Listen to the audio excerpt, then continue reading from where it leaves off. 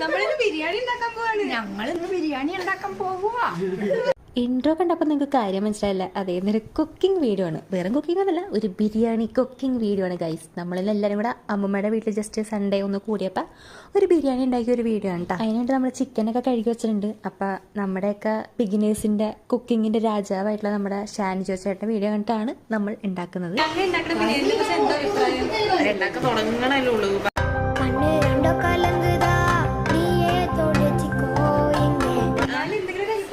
നല്ലപോലെ എക്സ്പെക്ട് ചെയ്യുന്നുണ്ട്, എന്താവുമെന്ന് അറിയില്ല.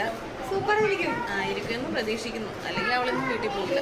ഇതിലൊന്നും നമ്മൾ തളരരുത് രാമൻകുട്ടി. ആദ്യം തന്നെ നമ്മളൊരു പ്ലേറ്റിലോട്ട് കുറച്ച് വെളുത്തുള്ളി ഇഞ്ചി പേസ്റ്റ് ഇട്ട് കുറച്ച് മഞ്ഞൾപ്പൊടിയും ആവശ്യത്തിനുള്ള മുളക് പൊടിയും പിന്നെ ഒരു ഇച്ചിരി മല്ലിപ്പൊടിയും കൂടി ഇട്ടിട്ട് നല്ല രീതിക്ക് നമ്മൾ ആ മസാല ഒന്നും അങ്ങോട്ട് കുഴച്ചെടുക്കാം കേട്ടോ. ഇത് നമുക്ക് ചിക്കൻ പരട്ടി വെക്കാനുള്ളതാണ്. എല്ലാവർക്കും അറിയാം. എന്നാലും ചിക്കനൊക്കെ ഇവിടെ മാഗ്നേറ്റ് ചെയ്യുന്ന നേരം കൊണ്ട് നമുക്ക് പോയിട്ട് അരി വേവിക്കണം ഗൈസ്. പുകയില്ലാത്ത അടുപ്പിക്കൊണ്ട് അരി വേവിക്കാൻ വെച്ച് മാത്രമേ ഓർമ്മയുള്ളൂ. പിന്നെ പുക കാരണം പിന്നെ ആർക്കും നിൽക്കാൻ പറ്റിയിട്ടില്ല. അരി വേവിക്കാൻ വെച്ചത് കണ്ണൊക്കെ നിറഞ്ഞു പോയി.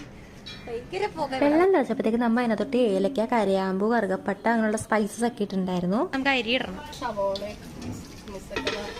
സവാളയും കിസ്മിസൊക്കെ വറുത്താൽ എണ്ണ എടുത്ത് ഇങ്ങോട്ട് ഒഴിച്ചിട്ടുണ്ട്. കഴുകി വെച്ചിരിക്കണ അരി എടുത്തിട്ട് അങ്ങോട്ട് ഇടണം. ഈ അരി ആയതുകൊണ്ട് 1 മണിക്കൂർ വെക്കണ്ട. ബസ്മതി റൈസ് ഒക്കെ ആണെങ്കിൽ 1 മണിക്കൂർ വെള്ളത്തിൽ വെച്ചാൽ ആൾക്കാർ വിചാരിക്കും നിന്റെ വീട്ടിലെ ബംഗാളി കോസ്റ്റ്യൂം വൈസും വിചാരിക്കണ്ട. സത്യം അത് നീയൊക്കെ പണിയെടുത്തെങ്കിൽ നല്ല വിശത്തി വരുമോ? സീരിയലിലൊക്കെ കണ്ടില്ലേ? അങ്ങനെ അരി വെക്കാനും വേവിക്കാനും 1 മണിക്കൂർ അവിടെ സംസാരിച്ച് കളഞ്ഞതിന് ശേഷം നമ്മൾ സവാള, വെളുത്തുള്ളി അങ്ങനെയുള്ള സാധനങ്ങളൊക്കെ അരിഞ്ഞു വെച്ചൊക്കെയാണ്. മറ്റേ കരയാമ്പൂ, ഏലക്ക, തക്കോലൊക്കെ വേണം. തക്കോലൊന്നും ഇല്ലാത്തതുകൊണ്ട് നമ്മൾ ഇതൊക്കെ വെച്ച് അഡ്ജസ്റ്റ് ചെയ്യും. അപ്പോൾ ഈ സവാളയൊക്കെ നമുക്ക് നല്ല രീതിക്കൊന്ന് വഴണ്ട് വരണം. അതൊന്ന് വഴണ്ട് വരുമ്പോഴത്തേക്ക് നമുക്ക് അതിനകത്തോട്ട് തക്കാളിയും പച്ചമുളകും കൂടി ഇട്ട് കൊടുക്കുക. പിന്നെ വെളുത്തുള്ളി ഇഞ്ചിയും പേസ്റ്റും അതേപോലെ നമ്മുടെ പൊടികളായിട്ടുള്ള മുളക് പൊടി, മഞ്ഞൾപ്പൊടി, മല്ലിപ്പൊടി, മസാലപ്പൊടികൾ ഇതെല്ലാം ചേർത്ത് നല്ല രീതിയിൽ മസാല ഇട്ട് സവാളയിൽ പിടിച്ചതിന് ശേഷം നമ്മൾ നമ്മുടെ മാഗ്നേറ്റ് ചെയ്ത ചിക്കനും അതിനകത്തോട്ട് ഇടാം.